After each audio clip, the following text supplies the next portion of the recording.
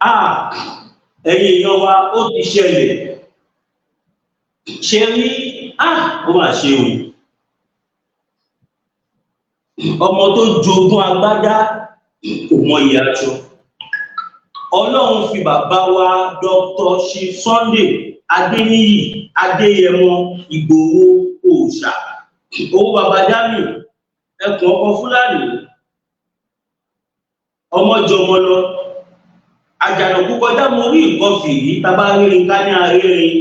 Ọlọ́run fi ẹ̀bùn ńlá bàǹtàbàǹtà ó fi ta wá lọ́rẹ nílẹ̀ Yorùbá, ṣùgbọ́n ọ̀pọ̀lọpọ̀ àwọn ọmọ Yorùbá a ò fẹ́ mọyì ẹ̀bùn náà.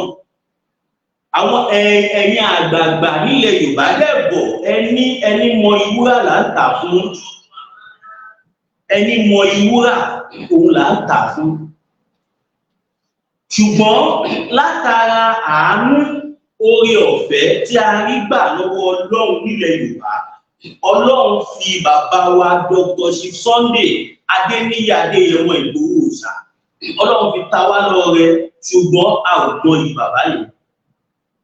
Ẹ wo àwọn ọ̀rọ̀ tí bàbá yìí ó ní kọ̀ọ̀kan tó gbé mi wá o, ó ní kọ̀ọ̀kan tó gbé mi wá, mo kàn fẹ́ lè ṣe, mo kàn fi ń ṣe reference n tó gbé mi wá gangan, n tó jẹ́ pé tí gbogbo yín bá gbọ́ òkè lórí àfẹ́ máa sọ sí ṣòkòtò.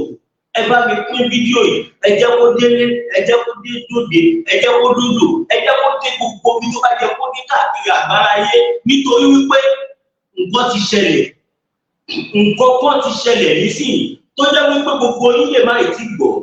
Àwọn tó bá máa gbọ́ gan péréte làwọn tó máa gbọ́, nítorí pé ọ̀pọ̀lọpọ̀ ìròyìn ò gbé. Ó mà ṣe o, Yorùbá ní ẹni tó jogún agbádá ò mọ ìyá aṣọ, àwọn ò mọ iyì Chief Sunday Igboho nílẹ̀ Yorùbá. Àwa kọ̀ọ̀kan tí a dẹ̀ mọ́ là ìjọ kọ̀ọ̀kan padà lẹ́yìn wọn. Bí mo ṣe ń bá yín sọ̀rọ̀ yìí, ọ̀rọ̀ tí bàbá wa Dr. Chief Sunday Adéníyì Adéyẹmọ Ìgbòho Òòṣà owó bàbá Jamiu ẹkùn ọkọ Fúlàní, bàbá mi Peter Ọládélé mo kì í, ẹ bá mi gbé ṣóyè ìrìn àjò, ẹ bá mi gbé ìrìn àjò, ẹ máa pín sílé sódò. Nísìnyí báyìí wọ́n ti gbógun ti àwa ọmọ Yorùbá. A lè sọ fún bàbá wa Bọ́lá Ahmed Tinubu, a sọ fún wọn kó tó débẹ̀ yẹn, a sọ fún yín, a ní àwọn ará bíi wọ́n ń dẹ pàkúté fún yín ni, but ọ̀pọ̀lọpọ̀ ẹ̀yin bàbá wa ẹ̀ ń rí wa bí ẹni tí ò mọ ohun tó ń ṣe, ẹ̀ ń rí wa bí ẹni tí ò mọ ohun tó kàn, ẹ̀ ń rí wa bí ẹni tí ò nífẹ̀ẹ́ ilẹ̀ Yorùbá. Kò dẹ̀ rí bẹ́ẹ̀. Ọ̀rọ̀ tá a sọ níjọ́ kìíní àná ó ti ṣe báyìí o. Àwọn àgbààgbà Fúlàní wọ́n ti ní dandan, wọ́n ti fẹ́ wá gbogbo ọ̀nà láti yọ Bọ́lá Ahmed Tinubu kúrò bẹ́ẹ̀. Èmi ni mo sọ bẹ́ẹ̀ fún yín. Gbogbo ọ̀rọ̀ ni wọ́n wá báyìí láti yọ Bọ́lá Ahmed Tinubu kúrò ní orí ipò ààrẹ yẹn. Torí ohun tí wọ́n rò òun kọ́ ló bá. Ohun tí wọ́n rò òun kọ́ ni wọ́n bá. Gbogbo wa la mọ jókà tí bàbá wa Bọ́lá Ahmed Tinubu lò fún àwọn Arábí nígbà tí wọ́n kọ́kọ́ fẹ́ contest. Ǹjẹ́ wọ́n tí àwọn jókà tí wọ́n lò? Ohun tí a gbọ́ pé wọ́n ní Ifá bàbá ní kọ́ ṣe nìyẹn, kí bàbá ṣe bí arìndì kọ́ máa sọ oríṣiríṣi ọ̀rọ̀, wọ́n tọ́ sára, wọ́n yàgbẹ́ sára, wọ́n ṣe kíní kan kìnì kan. Àwọn jókà ara bàbá ọ̀yà ó rẹ bàbá ó ṣe kíní kan, bàbá ń lo ọpọlọ fún wọn láti lè dé ipò ààrẹ. Ṣùgbọ́n àwa sọ fún bàbá pé kòròfo ló wà níbẹ̀, kò sí ìkankan níbẹ̀ yẹn bó tilẹ̀ wù kó mọ. Nísìnyí táwọn northern elders tí wọ́n ti wá rí wípé nǹkan kan ò ṣe Tinubu, wọ́n dẹ̀ rí pé Tinubu ò ṣe tán láti dance to their tune. Bí mo ṣe ń bá yín sọ̀rọ̀ wọ́n ti ń wá gbogbo ọ̀nà láti yọ Tinubu kúrò bẹ̀, láti rí pé ọmọ Fúlàní mi máa débẹ̀. Ṣèbẹ́ ni wọ́n ṣe ń ṣe àtìlẹ́yìn fún Àtìkù lẹ́jọ́ mẹ́ta yìí. Bàbá mi fẹ́ ní túkì mo kì í, ẹ rí ohun tí wọ́n ń ṣe fún Àtìkù lẹ́jọ́ mẹ́ta yìí. Ẹ rí heavily support tí wọ́n fún Àtìkù. Ẹ rí Àtìkù bó ṣe ń fojoojúmọ́ condemn ìjọba Tinubu. Buhari lo 8 good years. Mọ iye ọmọ Yorùbá tó kú láàrin 8 years.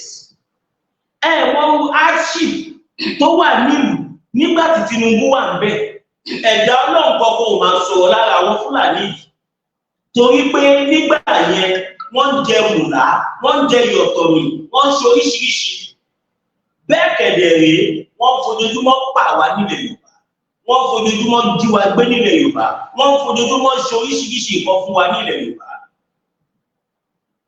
A ò rí modern elders kankan tó jáde tó wá káàánú wa tàbí tó wá bá wa dárò pẹ̀lú bó ṣe ń jí wa gbé tó ń ṣe gbogbo nǹkan fún wa nílẹ̀ Yorùbá. Kàkà kí àwọn modern elders tí wọ́n káàánú wa kọ́tẹ̀ wá sympathize pẹ̀lú ilẹ̀ Yorùbá ṣe ni wọ́n tún ń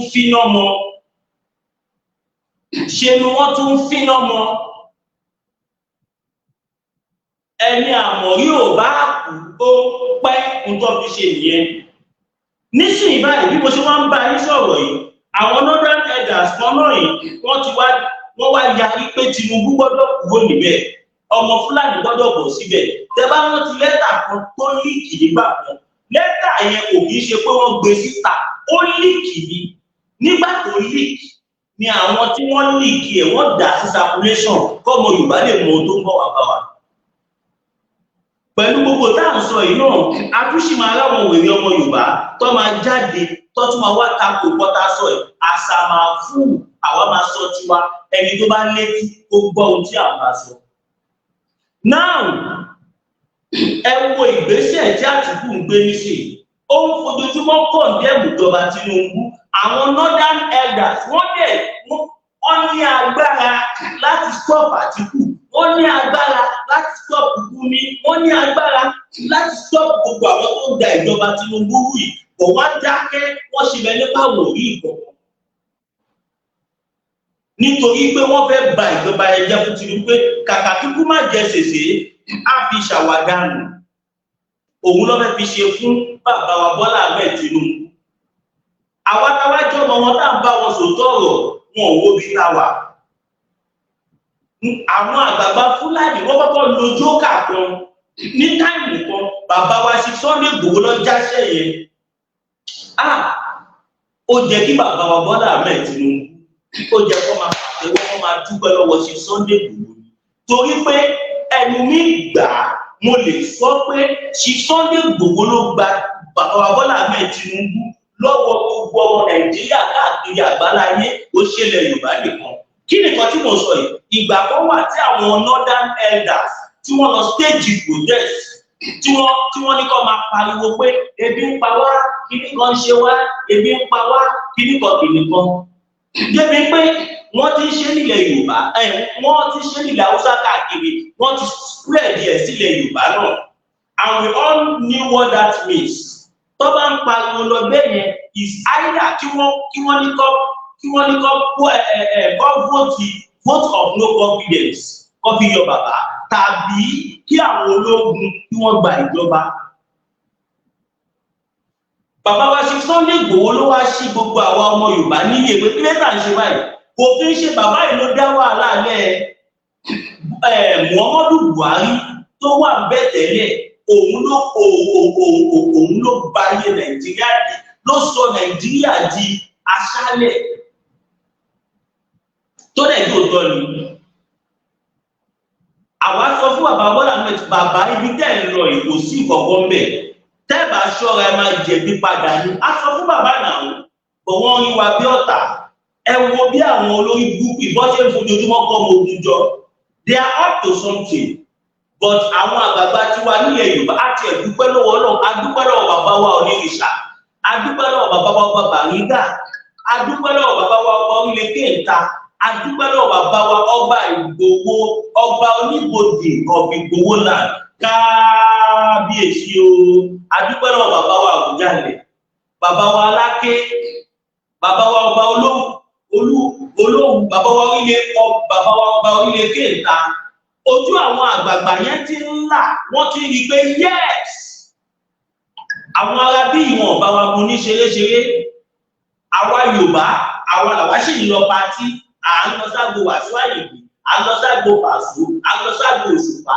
à ń lọ káàkiri nígbà tó dẹ̀ jẹ́ wípé ikú ló fẹ́ pa ọ̀tá àwa ọmọ Yorùbá ó ti wà níwájú wa kàkàkà wá ọ̀nà tá a máa gbà bí gbogbo kìíní ìṣe máa yẹ lórí wa a ò ṣiṣẹ́ tó wọ́ọ̀sì yẹn patí là ń lọ káàkiri aṣọ patí là ń rà kiri. Pẹ̀lú nǹkan tó ń lọ nísìnyí pẹ̀lú nǹkan tí ó ń lọ nísìnyí ó confirm fún wa ó ti confirm fún wa nísìnyí wípé àwọn Fúlàní wọ́n ń wá gbogbo ọ̀nà láti yọ bàbá wa Bọ́lá Ahmed Tinubu ó ń wá gbogbo ọ̀nà láti yọ wọ́n kúrò lórí oyè tí wọ́n wà ní. Àwa dẹ̀ sọ fún bàbá àwọn ará bí wọn ò ní ìfẹ́ wa bó tilẹ̀ ń kó mọ́ ṣùgbọ́n gbogbo báwa ṣe ń sọ ọ̀pọ̀lọpọ̀ àwọn ọmọ Yorùbá wọ́n wò pa kórìíra bàbá ni wọn ò dẹ̀ mọ̀ pé àwa gan ní ìfẹ́ bàbá wa Bọ́lá Ahmed Tinubu ju àwọn wèrè tó tẹ̀lé wọn yẹn kiri lọ. Ọ̀rọ̀ tẹ́ bá gbọ́ lẹ́nu tàwa lè gbọ́ lẹ́nu àwọn tó ń tẹ̀lé Tinubu láíláí torí pé àríjẹ nídìí màdàrú ni wọ́n. Bàbá mi Abdulbasit IBK only when are we starting our rally? Láìpẹ́ láì jìnnà ọmọ announce ẹ̀ bàbá mi ẹ ṣe sùúrù. Rally tá a fẹ́ ṣe nísìnyí a mature and peaceful rally ni kẹjá sì fi ọ̀rọ̀ rally sílẹ̀. Nísìnyí báyìí kí ni àwa ọmọ Yorùbá fẹ́ fall back to? Àwọn àgbààgbà Fúlàní ti sọ already. Wọ́n ní àwọn regret pé àwọn ṣe àtìlẹ́yìn fún Bọ́lá Ahmed Tinubu. Èmi ò tí ì rí kankan tí Tinubu ṣe tó pa ilẹ̀ Haúsá lára o bí kò ṣe pé ilẹ̀ Yorùbá ló pa lára jù. Yes.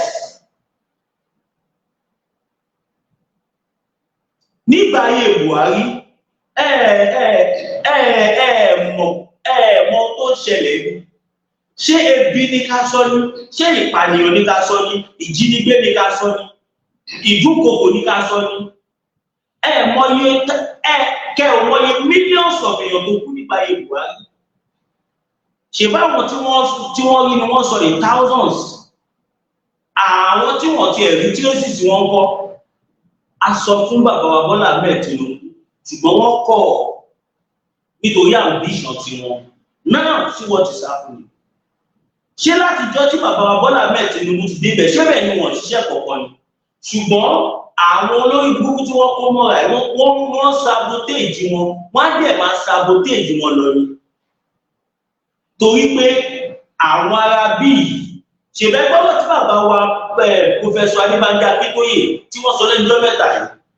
Wọ́n ní nígbà tó fẹ́ ṣe amalgamation wọ́n ṣe láti lè jẹ́ kí àwọn Haúsá kọ́ máa gbádùn resources táwa Yorùbá ní.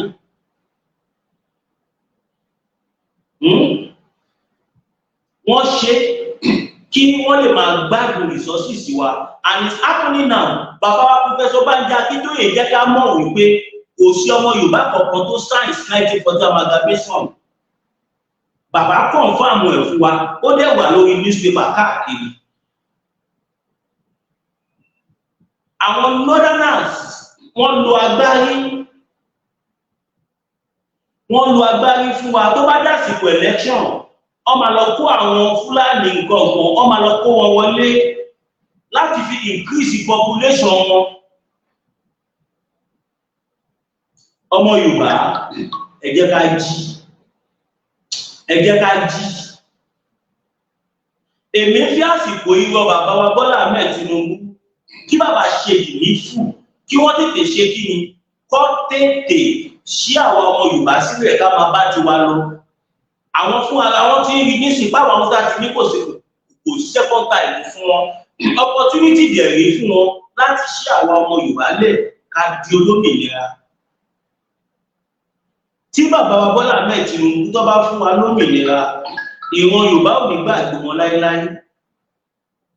Àwa ò sọ pé kí wọ́n declare Yorùbá nation fún wa. Tá bá bẹ̀rẹ̀ anything kó fi wálẹ̀ ká ṣe gbogbo nǹkan tá bá fẹ́ ṣe láti lè jẹ́ kí self determination máa tẹ̀síwájú.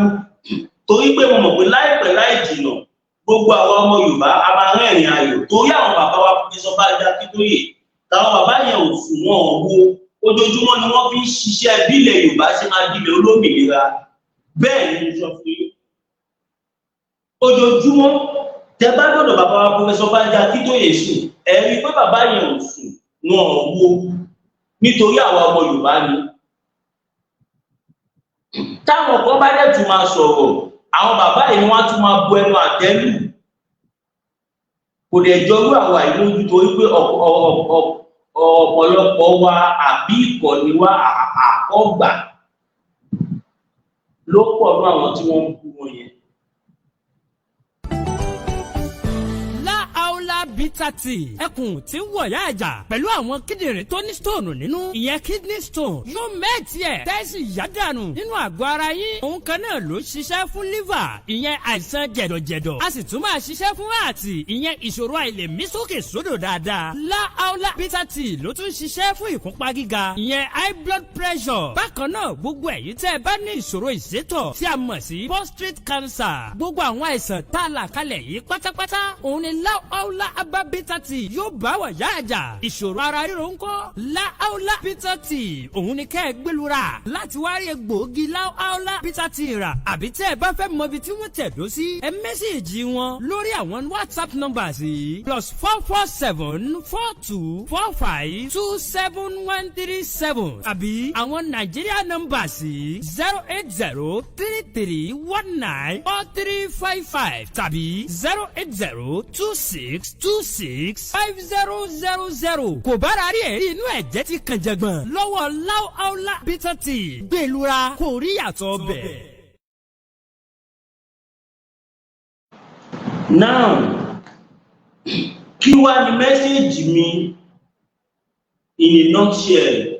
Mẹ́sẹ̀jì mi ni wípé kí bàbá wa Bọ́lá Ahmed Tinubu kọjọ nítorí Ọlọ́run à ń bẹ̀wò ní àṣàkọ kó fi àwọn ọmọ Yorùbá lẹ̀ kó gbà wá láyè torí pé ọ̀rọ̀ tí bàbá wa ṣe Sunday Igboho sọ wọn sọ̀rọ̀ pé kó bàjẹ́ ọ̀rọ̀ bí àwọn ọmọ Yorùbá bá ṣe máa bọ́ lóko ẹrú kódà ìjà yín ó wà nígbà tí Sunday Igboho ń jà ẹgbẹ́. mo sọ ọbẹ̀ tàkájọ dìde àsìkò wa nílé ká gbára lọ Fúlàní gbogbo bíi tí gbogbo ilẹ̀ Yorùbá bá pátápátá ká fi security tv fúnra wa a nígbà tí dóde ẹnì kankan a dẹ̀ nígbà tí dóde ìjọba kí ni mo sọ fún yín a gbọ́dọ̀ dóde ìjọba bàbá nìkan ṣe bíbẹ̀ kọ́ Fúlàní wà wulẹ̀ wa lọ wa a nígbà tí dóde ìjọba a dẹ̀ nígbà tí dóde ẹnì kankan ká fọwọ́sowọ́pọ̀ ká sọ ní orí ilẹ̀ wa gbogbo orí tó kọ́ wa ká lè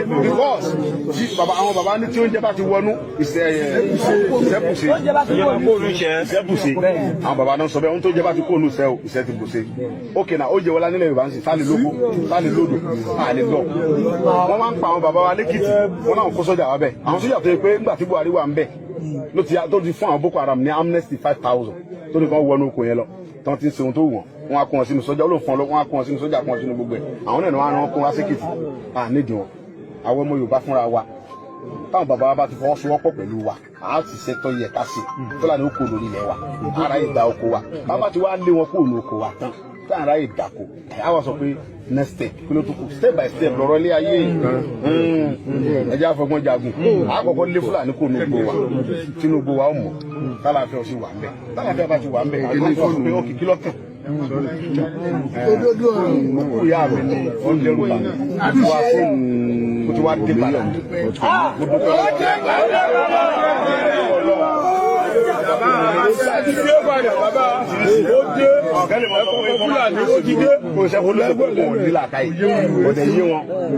èèyàn mọ̀ ṣẹ́ fọlọ́sẹ̀lú ọmọ wẹ̀ ní ẹ̀ lọ olóṣèlú bá ń ṣiṣẹ́ bá ń ṣẹ́ fọlọ́sẹ̀lú àwọn tó ń ṣẹ́ fọlọ́sẹ̀lú kọ́ pààyàn kò sí tí ó ṣe wọn pépà ò ní gbé pépà tó bá gbé ọ̀daràn bọ̀ tí Sunday bá gbá ẹ̀ létí nísìnyí wọ́n sáré fà á lápẹ́ ẹ lọ mú wa eléyìí tí wọ́n ń wò mí yìí wọ́n ń dẹ mí ni pé ẹjọ́ sòkú yẹ̀ tán káwọn gbèsè tó fẹ́ gbé màá dẹ̀ gbé gbèsè.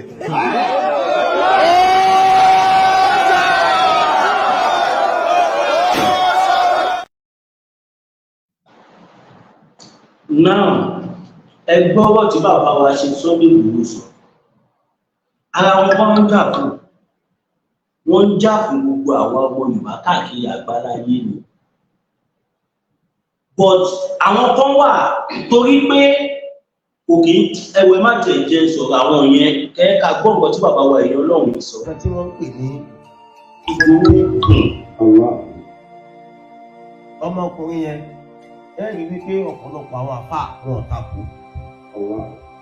Ẹ gbọ́ tí mo pè é ọ̀pọ̀lọpọ̀ àwọn àfáà wọn ò takò. Ibi tí wọ́n fi takò ni wípé wọ́n táwọn fẹ́ kí wọ́n pa àwọn tán nílùú ẹ̀.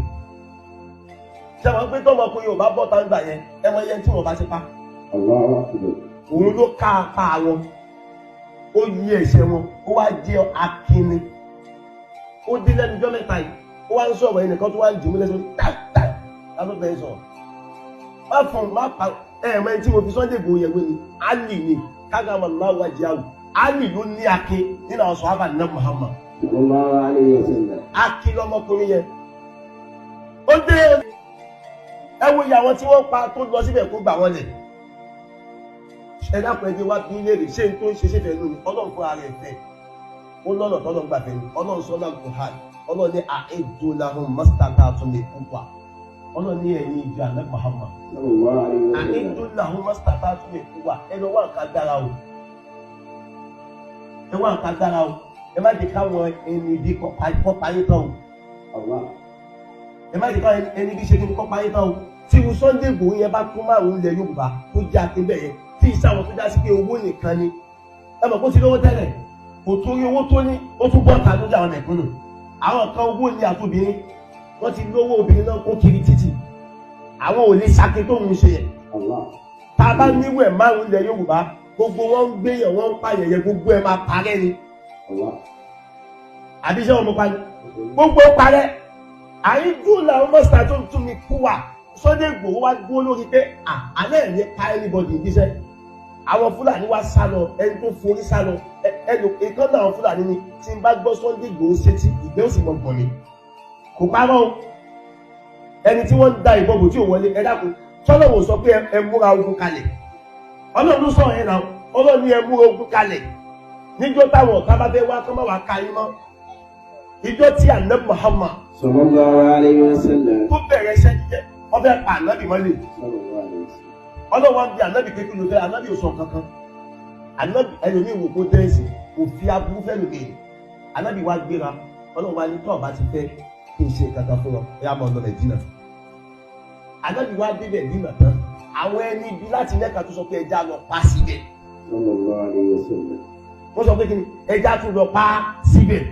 Ìgbà tó wá gbéra tó tún wá ń lọ táwọn Ànábì wá rí pé wọ́n ó tún wá pa ọlọ́sẹ̀ wa lọ́yà dídé má jẹ́ wọ́n pa ẹ́ o ti sá fún wọn ìwọ náà ṣe kí ni dìfẹ́ǹdì ààrẹ.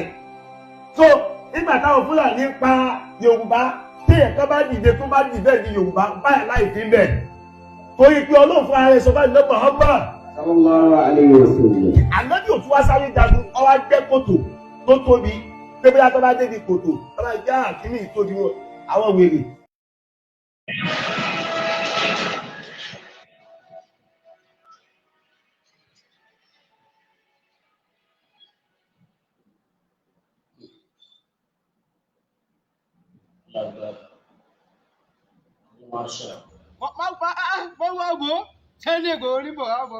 tí n bá gbórúkọ Sunday Igboho àyà mi ò tún jáde kò sí nǹkan kan òtútù ó mú mi pẹ̀lú. òtútù tí mo ọ wá parọ́ pé òrírò ẹ̀rí kọ́. látijọ́ tí wọ́n ti bí mi rírò ẹ̀ rí níjọ́ tí mo gbọ́ pé Sunday Igboho ń tún lọ Ògùn State báyìí níjọ́ náà mi ò lè sùn. ẹ lọ níṣẹ́ ọ lò sí ọmú.